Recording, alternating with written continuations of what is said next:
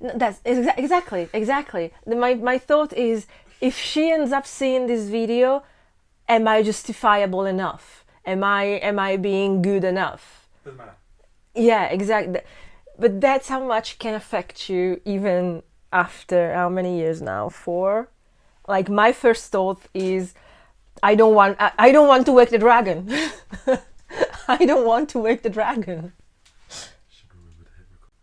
Is the thing, I tried to do this before and everything went scrapped because I had such an apologetic approach to this. And thankfully Rob stopped me, and then we talked a second about it. And the problem was, what emotional abuse does to you is that it affects your mind and perception so much for so long, even after you actually get out of an emotionally abusive relationship. So much so that the first instinct I had when I first tried to put this together, talking about emotional abusive relationships and how to see where the problems are and how to get out of them, was still, if my abuser was actually watching this video, how soft would my word sound to her so that she wouldn't get offended, and basically I wasn't waking the dragon. That's how crazy and how unfair emotional abuse is. So I am trying to face this myself right now, even if actually I've been out of it, out of the cycle for 4 years now, since 2013. The problem with me that probably made me the perfect kind of subject was exactly the fact that, again, as you might have seen from my other videos, I unfortunately have experience with having a narcissistic parent, my mother. And like, I won't talk about that here, but all the story is in these videos up here if you want. But yeah, the biggest emotional abuse and the moment that actually made me crack the code and trying to stop the cycle happened 4 years ago now, 2013. And that's because I invested my entire life, every single facet of my life, in this person that was everything to me. She was my sister, she was my family, she was my house flatmate, she was my business partner. I started a business with her, I lived with her. I had this romantic vision in my head that she would keep injecting into, that, oh, we'll be friends when we're 60 and stuff like that. So yeah, it takes a lot when you've invested everything to find the strength to take a step back, see that things aren't right, and everything you've believed up until that moment is not right, it's not fair, and more importantly, it's not true. So you need to save yourself and sink or swim. Here's the crazy thing, I'm still afraid of the dragon lady. Yes, part of me is, even if consciously I know that there's nothing that she can still do to my life. Not that she hasn't tried at the time, but yeah, that's a great thing. So here's the thing, I found, because we could stay here and I could walk you through the 3 years of my life that I spent that way, and it could be really, really long. But because we don't want to do that, but I want to try to make this useful and make you see through my experience that if you're going to something that is remotely similar, it's not okay. You're not being over dramatic. It's actually not okay, and you might want to do something about that. So I went and on actually Psychology Today, I found one of those lists, like 5 signs that you are in an abusive relationship. I found a few, the others were a bit rubbish. This one is one that actually resonates a lot, because rather than just being the obvious bad stuff that it's happening to you if someone is physically abusive or stuff like that, no, this actually goes into that tiny space in between lines, where you're like, oh no, but clearly they're doing that because they care, and I'm just taking things the wrong way. No, you're not. If you're even just doubting that, there's something wrong already. So here what I'm gonna do, I'm gonna go through these steps, and I'm gonna go and tell you examples that come from this experience of mine, to tell you what actually happened to me from this amazing relationship, sisterhood, that then went down to an almost war. I don't know how else to describe it at some point, but yeah, up until the moment that I could withdraw, and I was like, I don't care about any of these anymore, just as long as this is in the past. So you can get there. That's the good thing. Fuck, I'm scared shitless. First point is you walk on eggshells. Very often you try to avoid upsetting this person. You're careful that nothing will trigger another burst of emotional reaction from them. You're afraid of their reaction. Not necessarily, absolutely not necessarily physical, but here's an example. It wasn't even 6 months in this amazing relationship, so completely in the honeymoon phase. And one night we have people over at our place. Between the people that are there, there's actually a person that I have the utmost care and respect for. I am the closest thing to a fan, let's say. And it is so important for me to have this person in a situation where I could just pick his mind about life, death, supermarkets, and all that kind of stuff. And at the same time, though, my first thought is I have to remember that the most important thing for me is this person I'm living with. So the most important thing that I want to remind myself to do is not necessarily to talk about just myself, but whenever I talk about with one of the people that are around here, to mention her and to bring her into the discussion, and to to make it clear that to enhance all of her. Like, one of the things that I used to say is that I loved being a mirror that would reflect her light, because to me she was the one that would get into a room and sparkle with light, and I was just happy. I was perfectly happy to be one of the mirrors that could reflect that light. She didn't do the same, though, and it really mattered, because I didn't have the aim to necessarily have attention on me. But that one person I really cared about. I never had the chance before to actually just sit down and have one of those mindful conversations. And at some point she did, and I was like, okay, at this point I have done it, so you will do it as well. Like, you will just drag me into the conversation because you know how much I care.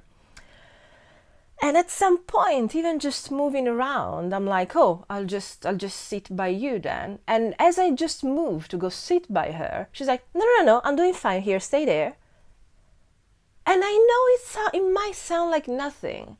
Like, of course it might have not been done in a malicious way. No?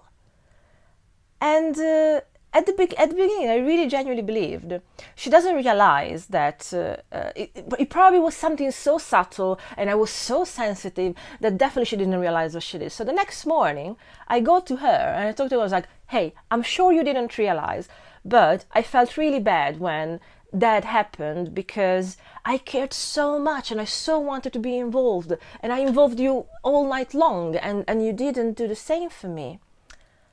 And at that point, you'd imagine, oh, okay, didn't realize, sorry, yeah, you're right, yeah, I'll remember for the next time. Nuh-uh. That was the first time she went ballistic on me. The whole point was turned around in a second in, how can you dare think that I would do something, awarely or not, to hurt you? And I was like, no, I didn't say that. I'm the first one saying, you probably didn't realize. I'm just saying to you so that next time it doesn't happen again, because this hurts me. And her point instantly was, no, I'm offended that you're hurt. So that would instantly invalidate how I was feeling about that. And that instantly rewrote any other similar situation that could have come again. Because if anything at that point would have hurt me, just on the fact that she didn't mean it, I couldn't have been hurt by it. And if I dared showing that I was hurt, that at that point the fault was mine, to be hurt by her, and that would hurt her beyond eggshells. I have to be so careful about what I notice and what I decide to say or not. Fine, but that was one of the first things that happened. And yet I let this entire situation go through for 2.5 more years. So yeah, it's never obvious. Point number 2 is your partner can express emotions and opinions, but you can't. There is an imbalance, obviously. It's not fair, it's not, you don't have the same weight in the relationship. And it's okay for them to express their feeling and go really strong about it. But if you express any negative emotion or lament anything, or you are hurt or anything, you become the subject of total criticism at best, or you're actually accused of being crazy at worst, and then gaslighting comes in. Right, this is something that thankfully didn't happen just after 6 months. This was already closer to the end, but yeah, that's what happened, and that was already 2013. That year we started to work with an amazing theater company, which technically we shouldn't have even worked with because we were doing something completely different in our business.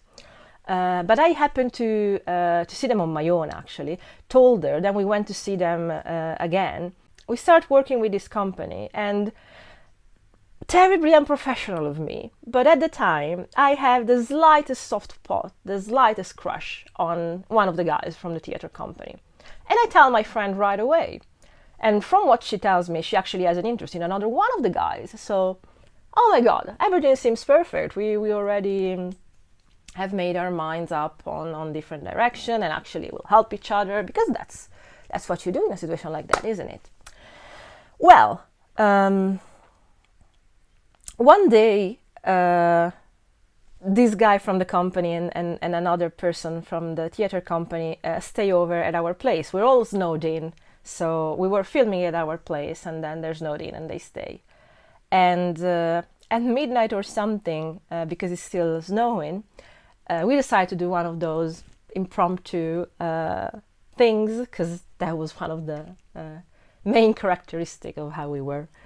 And we go outside in the snow to play with this guy. So the other guy from the theater company knows he's tired, he stays in the flat. So me, her, and this guy I have a crush on, and she knows by this time for more than 2 months, we go outside playing in the snow. And at some point we get to a place where technically we should trespass to get into a park. But I'm too chicken and I can't dare doing that. And because I don't dare doing that, he stops trying to go over and he comes back to me. And at that point I'm walking back to try and see, just basically to go back to the road that we did, to just go back to the flat.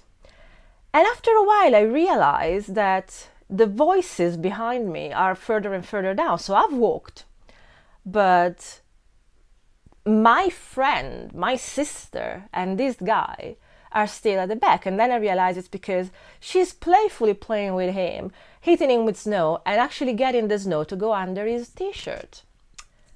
And I'm like, again, maybe she's not realizing, but fuck, that's really not nice to do. So at that point I get angry, I get bothered. So I just march my way back to the flat. I think they start following me. They get to the flat 5 minutes after I get back in anyway. Of course, I don't want to make a scene, so I'm ready to just hold this in until the next day. I'm in my bedroom, I'm doing my makeup and everything. And as I'm doing that, he comes to my bedroom, sits on my bed and starts to talk. And at the beginning I was a bit like, he couldn't know that he did something that bothered me, but I was bothered at him as well, because of course.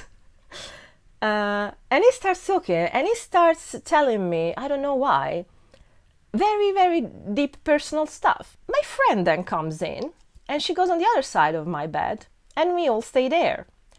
And we keep talking there for an hour or something. And then I'm like, okay, clearly he has taken residence in my bed, so I suppose me and my friend will sleep in her bedroom. So at some point I just sit up and I'm like, okay, let's go to bed. And she just looks at me like, yeah, all right, good night. I was like, okay, the bitch now, there's no chance that she didn't see this, that she didn't understand this. So this time around, yes, I wait until she comes to bed, and then I open up my book and I'm like, okay, how do you think that was all right? Again, I'm the horrible one because I dared thinking that she was trying to do anything against myself. Until the end of that discussion where she admits that, yeah, she has a thing for him. And so what? If anything, at that point, I'm the bad friend because I am the one going in between the two things. Like, clearly he has an interest for her as well. And I am the bad friend if I expect to go in between the fact that she likes this person and maybe this person likes her back. Fine. So I can't say anything. And the point, it's about her. Incredibly, this discussion ends up with me saying, you know what? You're right. I want to be a better friend than this. Just give me one thing. Just give me some time to adjust and accept this thing, because up until this morning, I had all these envisions about this guy, and now it might very well end up with you, which again, I can be fine with. Just give me some time. Give me some weeks to adjust to this, and then I'll be more than happy for the both of you. Fine. But unfortunately, less than a week after we're still working with this company, he comes to talk to the both of us for work one day at the theater, and tells her, oh, sorry, I didn't reply to your text. I was like, okay. Did nothing, I say nothing, until the moment we are alone driving back home, and I'm like, do you want to explain me something? Like, didn't we leave it that we would have just given me some time to wait? Because this sounds like you were trying to go behind my back, and that's really not cool. And again, she tried to turn it around like, how dare you come in between, or how can you be such a bad person to come in between? And I was like, but you, last time that we talked, we both agreed on, like, the whole point was, she was always the one that would be hurt if I dared to say something that would upset me. So I couldn't be upset because otherwise she would get hurt. Doesn't matter if I got hurt in the process. So yeah, emotions were something of the past. Oh yeah, number 3 is the part where your partner mistrusts you on your emotions. Another interesting point. Well, this third one does connect to the previous one very much because they're both about gaslighting at the end of the day. So rewriting the way that you see and perceive the world.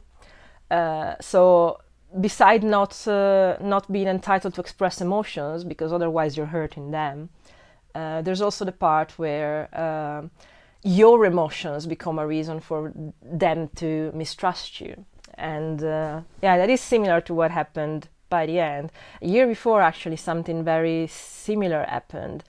And I think that was one of the most impressive examples of how to control a person and how to really restrict what a person can do. Trying to go as quick as possible. So yeah, going very quickly, we had very unpleasant confrontation in summer 2012 that could never be addressed. I came home to the UK on my own at the time, and then when she came back, her family was with her, so I had to hold this back for 2 months. The moment that her family leaves, we ended up in the kitchen and we talk about this, and I start to express how badly she hurt me.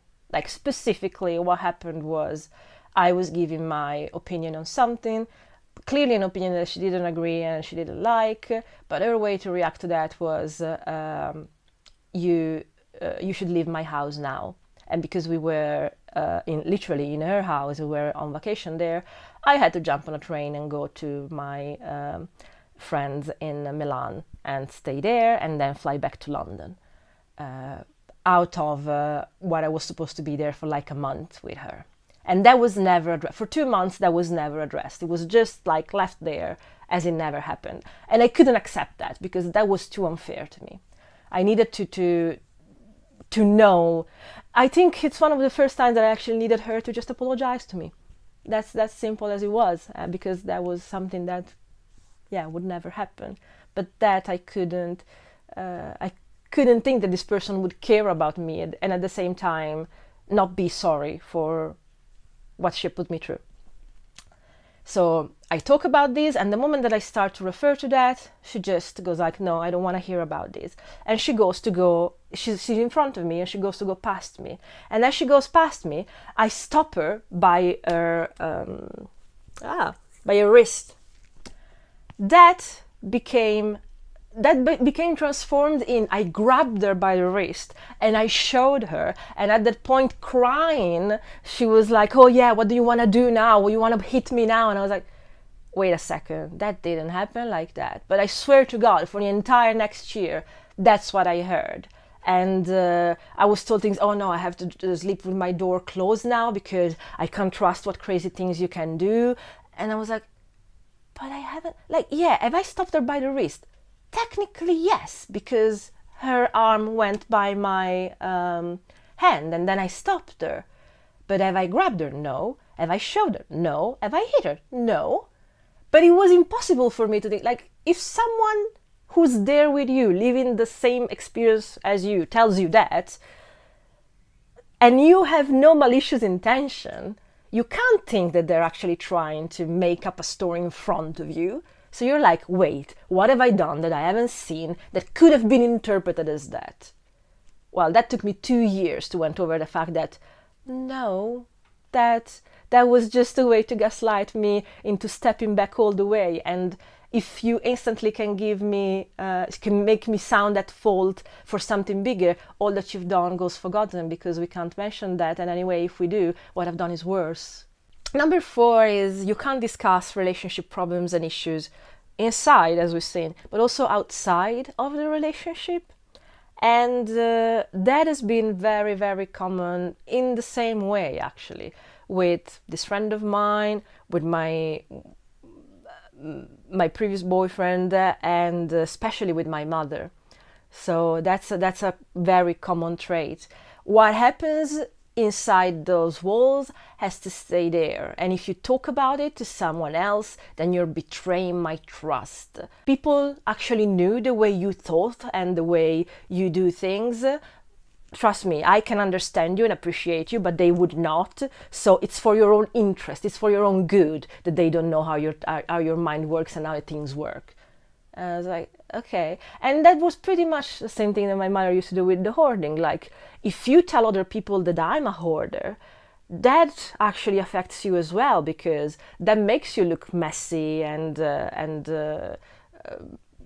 all of that kind of stuff. Yeah, they count on that. They count on you not to call for outside help or even for outside people to get a reality check from, because that's the thing that would actually crack the facade that they've put on. To be very, very specific and practical about going through the boundaries of the walls of the relationship, doing this video right now, talking about these things right now, which is at least 4 years since all of these happened, is physically making me sick. Like, I can tell that I am sweating and being anxious in ways that I haven't been in a long time, and it is uncomfortable, but it's one of those things that needs to be done exactly because it's uncomfortable. But that's exactly what I'm trying to go for, that nothing that cannot be told outside can be a good thing. That's just the way that people protect themselves. And if they have nothing to hide, they shouldn't be worried about that. And if you feel like talking to someone outside, then believe me, you do not have anything to hide. Nobody will be there to judge you. Don't let them make you believe that, because it's very easy to get manipulated that way and just end up being more and more silent, more and more crunched upon yourself, to the point that you just become this shadow of yourself. The theater people specifically, the first time that they saw me again, had been a year and a half, they all made me notice how, oh my God, it's so amazing to see you like this now, because you have this energy, you're so nice to talk to.